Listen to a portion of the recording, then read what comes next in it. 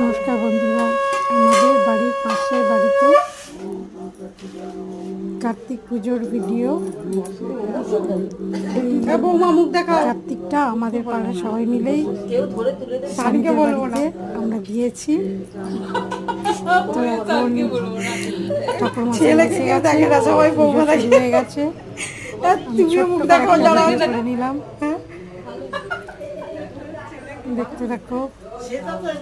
এটা হলো সানি আর ওর বউ, মানে ছেলে বৌমা।